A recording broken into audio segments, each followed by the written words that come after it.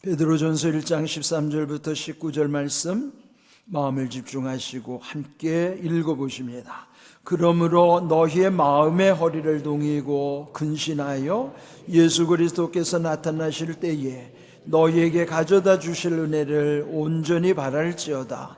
너희가 순종하는 자식처럼 전에 알지 못할 때에 따르던 너희의 사욕을 본받지 말고 오직 너희를 부르신 거룩한 이처럼 너희도 모든 행실에 거룩한 자가 되라.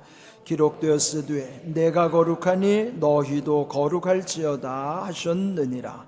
외모로 보이시지 않고 각 사람의 행위대로 심판하시는 이를 너희가 아버지라 부른즉 너희가 나그네로 있을 때를 두려움으로 지내라. 너희가 알거니와 너희 조상이 물려준 헛된 행실에서 대속함을 받은 것은 은이나 금같이 없어질 것으로 된 것이 아니요 오직 흠 없고 점 없는 어린 양 같은 그리스도의 보배로운 피로 된 것이니라. 아멘. 지난주에 부활절을 지냈습니다. 부활절은 그 단순한 기념식으로 여길 수는 없습니다. 사실 예수님 이전에 하나님께 드렸던 예배는 안식일 중심의 예배였죠. 그런데 왜 안식일, 즉 토요일 안식일에서 안식 후 첫날인 이 주일로 예배를 바꿨을까? 그는 예수님이 부활하셨기 때문이에요. 그러면 오늘 이 주일의 예배는 부활의 신앙을 이어가는 것입니다. 그것을 일컬어서 우리 지난주일 베드로는 그 소망이 살아있어야 된다 그래서 산소망이라고 표현했습니다.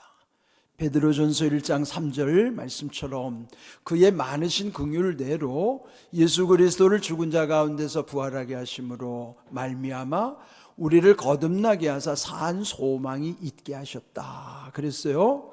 소망이라는 것은 천국에서 완성되는 것이고 완성되기까지 믿음으로 계속 붙잡고 가는 것을 일컬어 소망이라 하는 거예요. 그런데 그 소망이 가령 흐려진다든지 막연하다든지 흔들리면 안 됩니다. 그래서 베드로는 그 부활의 소망은 살아있어야 된다고 해서 산 소망을 강조하는 것입니다. 그렇다면은 우리 이제 부활절을 지낸 매 주일마다의 모임은 부활의 신앙을 새롭게 갱신하는 거예요. 한문으로 갱이란 다시갱자고 신은 새롭게 한다는 거예요. 그 갱신이라는 건 다시 새롭게 주일마다 우리의 믿음을 다시 새롭게 함으로써 부활의 산 소망을 이어가도록 하시는 것입니다. 본문 13절에 그러므로 너희의 마음의 허리를 동이고 근신하여 예수 그리스도께서 나타나실 때에 너희에게 가져다 주실 은혜를 온전히 바랄지어다. 바라보라 하는 것이 소망이죠. 그런데 그 소망이 온전해야 된다는 거예요. 그러려면은 지금 이 과정 중에 있는 우리들의 삶이 근신하라 하는 말씀. 여기에 비유하자면 마음의 허리를 동이듯이 근신하라. 허리를 동인다는 것은 그 시대에 옷을 입을 때는 통으로 된 옷이니까요. 그러면은 그 옷은 이 허리를 동여야만 활동하기 좋고 편한 거예요. 또 그들의 조상적의 출애굽 당시에도 그들이 허리를 동이고 음식을 급히 먹는 상황, 그것은 방심하지 말고 마음이 해이하지 않도록 영적으로 늘 깨어있는 상태를 근신하라 하는 말씀으로 표현한 것이에요. 옷을 그렇게 챙기듯이 마음의 허리를 동이라 하는 거예요. 그것은 영적인 긴장감을 놓치지 않도록. 우리 따끔 보면은 마음이 해이해지거나 방심할 때에 넘어지거나 당하는 경우가 많잖아요. 그런데 우리는 항상 마음의 허리를 동이는 근신하는 믿음으로 장차 오실 예수님이 우리에게 주실 은혜, 그 은혜는 이전에 주신 은혜보다도 비교할 수 없는 더욱 큰 은혜예요. 십자가와 부활의 은혜를 놓고 본다면은 십자가라는 것은 우리의 과거의 모든 죄를 끊어주는 것. 저주도 거기서 끊어졌어요. 그 은혜만도 큰 은혜죠. 그렇지만은 부활의 소망이라는 것은 장차 천국을 향하여 가는 그 은혜야말로 십자가 은혜보다도 더욱 큰 은혜인 거예요. 십자가 은혜도 큰 은혜지만은 부활의 은혜는 더욱 큰 은혜라요. 그 더욱 큰 은혜를 온전히 바랄 수 있도록 우리의 소망이 살아있도록 해야 된다. 그래서 오늘 제목처럼 너희도 거룩할지어다 라고 하나님의 거룩하심을 본받아 우리도 거룩하기를 이 베드로 사도가 강조하는 내용인 것입니다.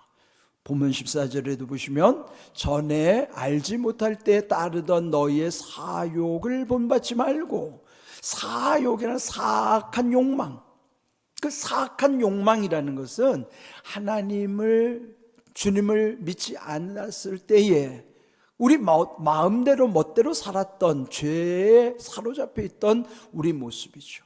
그걸 끊어내라는 거예요.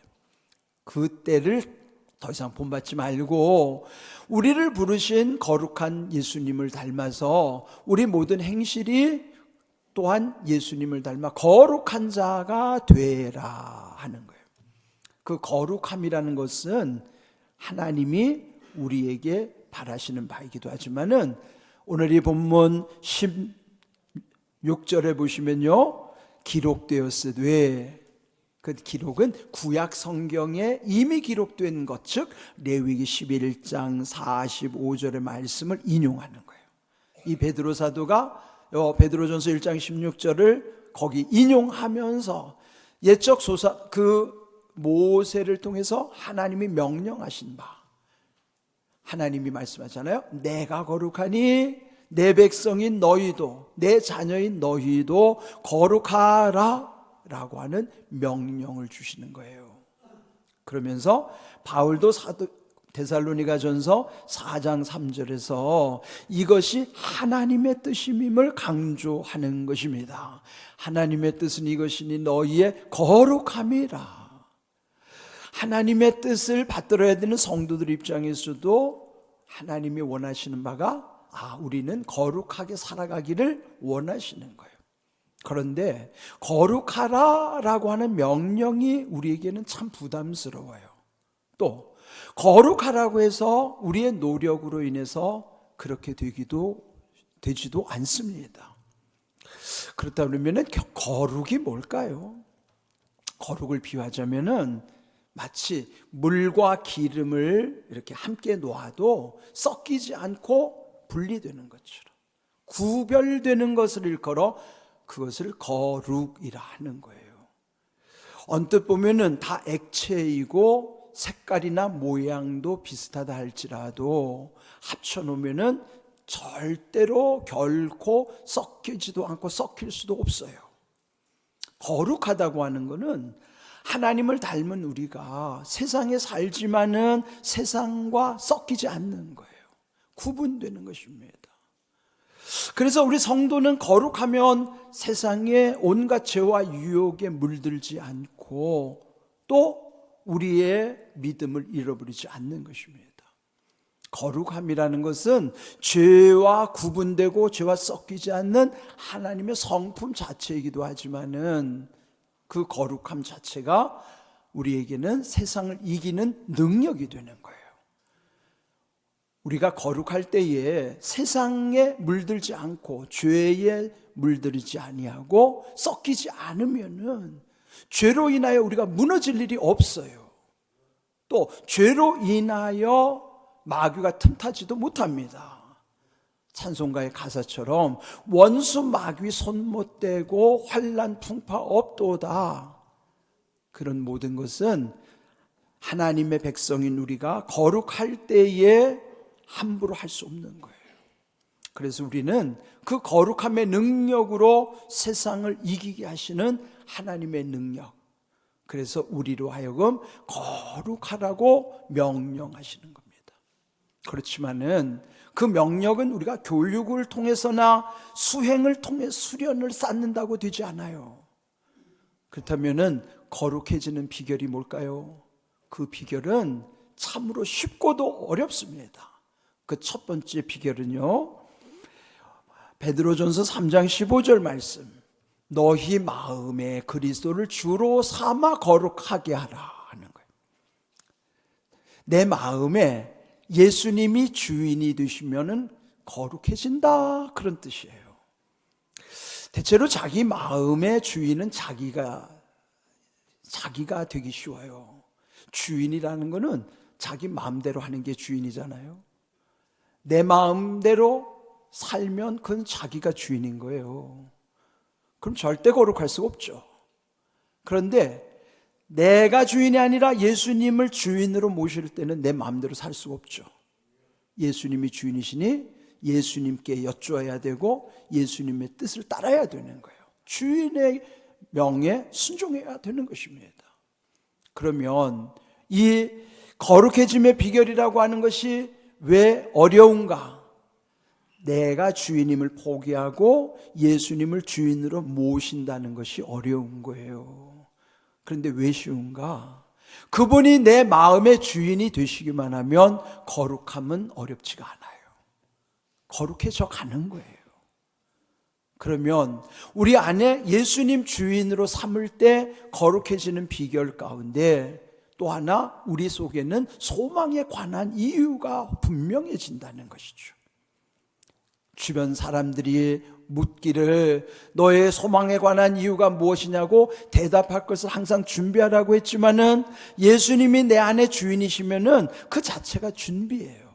별도로 준비할 게 없어요. 소망에 관한 이유가 분명해집니다. 그러면은 그 삶의 태도도 또한 온유하고 두려움으로 하고 선한 양심을 가지라고 그랬지만은 예수님이 주인이시면은 우리 삶이 온유해지고요. 두려움, 이 두려움은 세상에 대한 두려움이 아니고 오직 하나님을 두려워하는 거예요. 세상의 두려움, 세속적 두려움이라고 하는 것은 불안과 같이 오잖아요. 두려우면 불안한 거죠. 그런데 하나님을 두려워하면은 내 마음이 평안해지는 거예요. 이거는 하나님을 두려워함에 대한 신비입니다. 하나님을 두려워하면 나는 평안해지고 세상의 온갖 두려움을 다 이기게 하시는 그 두려움이에요. 그 두려움 뿐만 아니라 선한 양심. 늘 싸울 때 보면은 양심이 있어야지 이렇게 따지지만 그거는 자기가 그냥 필요한 양심이지 절대 양심이라는 것은 우리가 지킬 수가 없어요. 다만 예수님이 내 마음의 주인이실 때만이 그 선한 양심을 유지할 수가 있는 것이죠. 그렇다면 여기에 예수님 내 마음의 주인이실 때에 소망에 관한 이유가 분명하고 내 삶은 항상 온유와 하나님 두려움으로 세상의 온갖 두려움을 이기고 내 마음은 오히려 평안해지는 신비를 경험하는 것이고 뿐만 아니라 선한 양심으로 살아갈 수 있도록 예수님 우리를 인도해 주시는 거예요. 그래서 이 거룩함의 비결은 참으로 어려우면서도 쉬운 일입니다. 이게 첫 번째 비결이고요. 두 번째 비결은 디모데전서 4장 4절 5절의 말씀입니다. 하나님이 지으신 모든 것이 선함에 감사함으로 받으면 버릴 것이 없나니 하나님의 말씀과 기도로 거룩하여짐이라. 거룩함의 비결은 뭐예요? 하나님 말씀과 기도 가운데 거룩해진다 하는 거예요. 예수님 내 마음의 주인이시면 하나님 말씀이 얼마나 잘 깨달아지는지 몰라요? 예수님 내 마음의 주인이시면 기도가 얼마나 잘 되는지 몰라요. 그러면 이렇게 하나님의 말씀과 기도 가운데 더 거룩해져 가는 것이죠. 거룩해짐의 비결은 두 가지예요. 내 마음에 예수님 주인으로 삼을 때, 두 번째는 하나님 말씀과 기도 가운데 우리는 거룩해져 가는 것입니다. 그런데 여기에 말씀과 기도로 거룩해질 때에 하나님이 지으신 모든 것이 선하다는 걸 깨닫는 거예요. 우리 생각하면 세상에 선과 악이 공존하잖아요. 왜 악이 선과 공존할까요? 농사 짓는 분은 알 거예요. 농사를 지을 때 거기에 알곡만 심는다고 알곡만 올라오나요?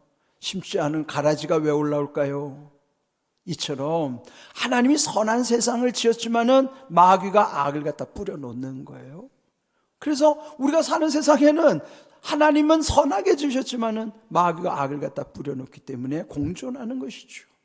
그럴 때 하나님의 지으신 모든 것이 선하다는 것을 분별하는 사람은 이거 하나님이 지으신 것이구나.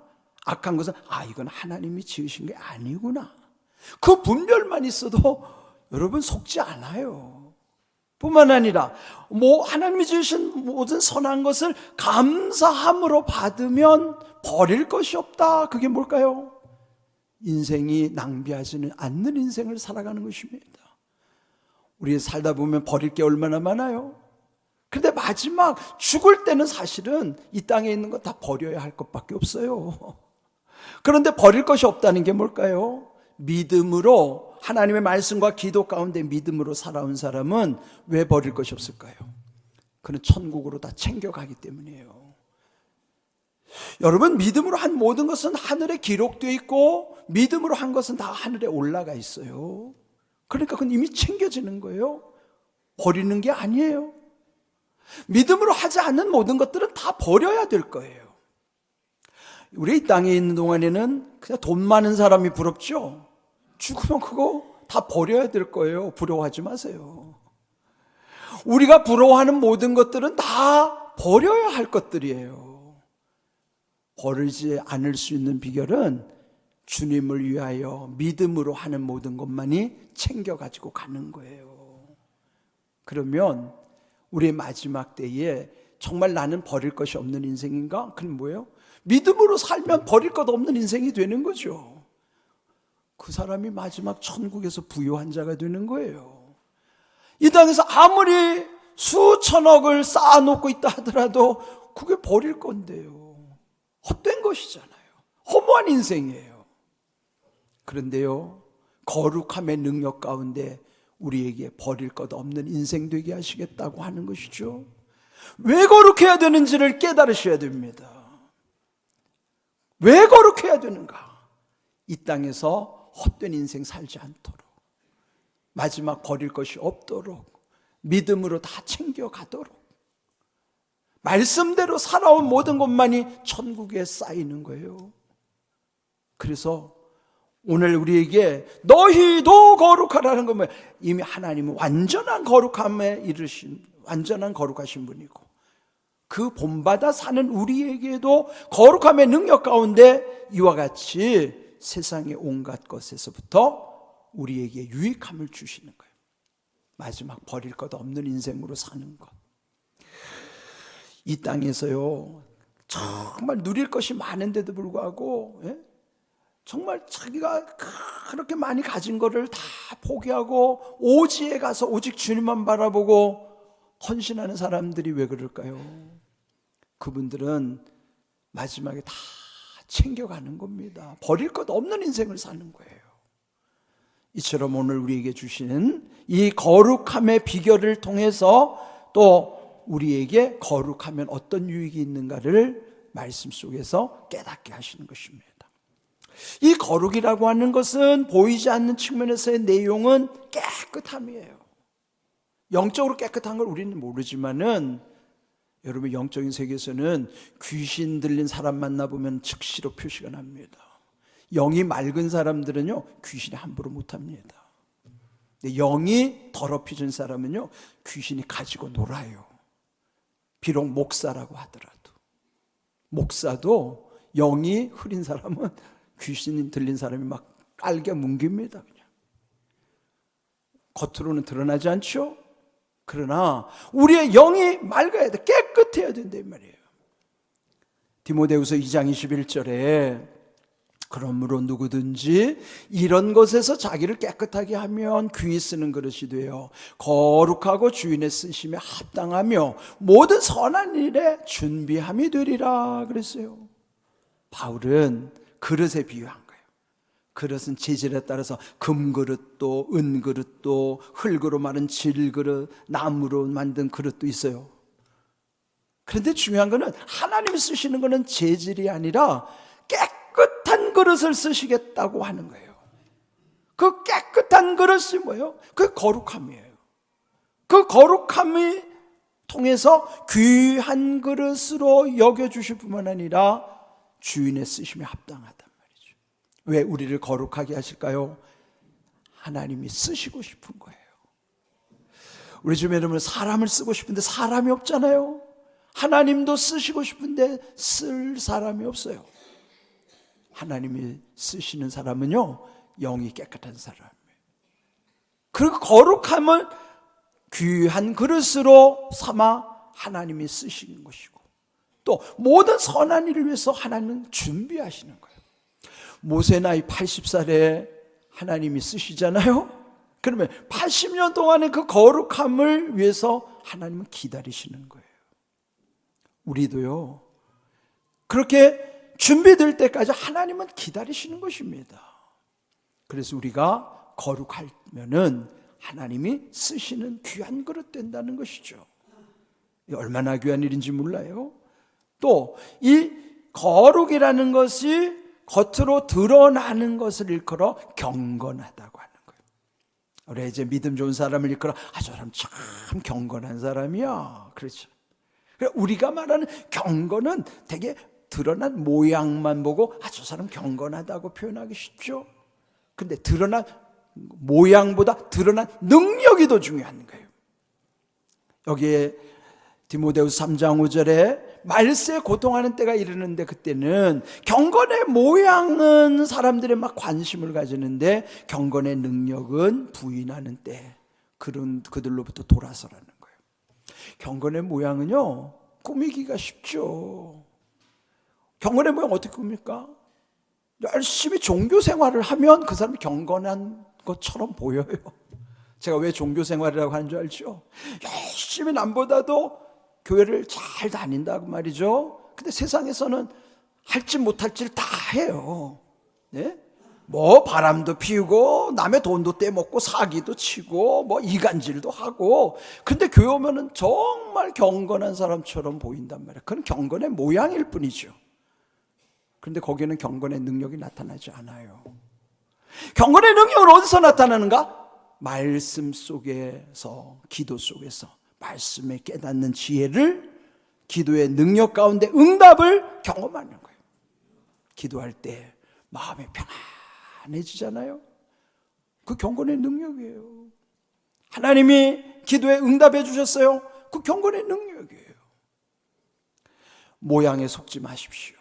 모양은 얼마든지 꾸밀 수가 있고 속일 수도 있어요. 드러나는 것은 모양이 아니라 능력으로 드러나야 됩니다. 자기가 경험해야 된다고요.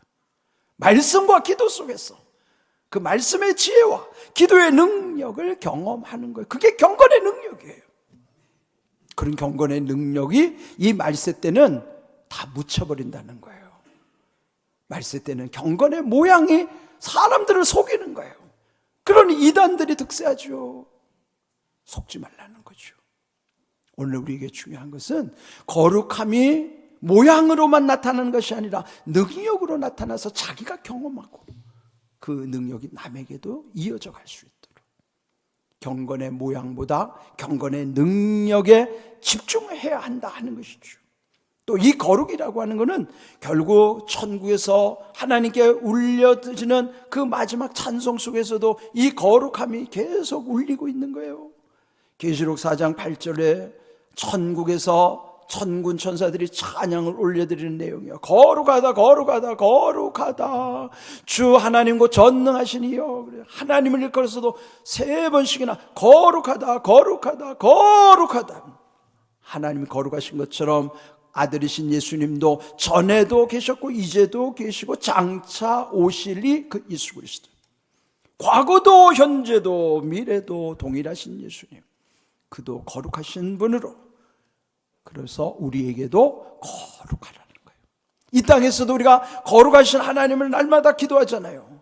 주기도문에 보면은 주님의 기도 첫 번째가 하늘에 계신 우리 아버지여 이름이 거룩히 여김을 받으시오며, 하나님의 거룩함을 우리 먼저 기도하게 하시는 거예요. 그 기도 가운데 우리도 아버지를 닮아 거룩한 백성으로 살아갈 수 있도록, 그래서 거룩이라는 게 모양으로만 말로만이 거룩이 아니고 내 삶의 내면에서부터 거룩함의 능력으로 마귀도 이기고 세상의 온갖 죄와 유혹은 거룩할 때만이 이길 수 있는 거예요. 거룩할 때만이 세상에 감당할 수 있는 깨닫는 지혜도 능력도 그 거룩함 가운데 우리에게 흘러오는 거예요. 하나님이 왜 우리를 거룩하라고 명령하신지를 아셔야 합니다. 또 거룩하라는 비결은 하나님이 우리에게 너무나 자명하게 알려주셨어요. 결국 우리가 이 땅에 사는 동안에는 베드로전서 1장 17절 오늘 본문의 말씀에 보시면 외모로 보시지 않고 각 사람의 행위대로 심판하시는 이를 너희가 아버지라 부른즉 너희가 나그네로 있을 때를 두려움으로 지내라 그랬어요. 우리 인생 지금 나그네예요. 근데 나그네는 똑같지 않아요. 나그네 크게 두 종류입니다. 목적지를 알고 가는 나그네는 순례자예요. 목적지를 모르고 떠도는 나그네는 방랑자예요. 유행가의 방랑자 가사는 멋지게 보이지만요, 허무한 거예요. 결국은 우리는 천국을 향해서 가는 순례자라는 사실을 깨닫는, 아버지를 만날 날이 오니까. 그러면 나그네를 있을 때를 어떻게 살라고 그랬어요?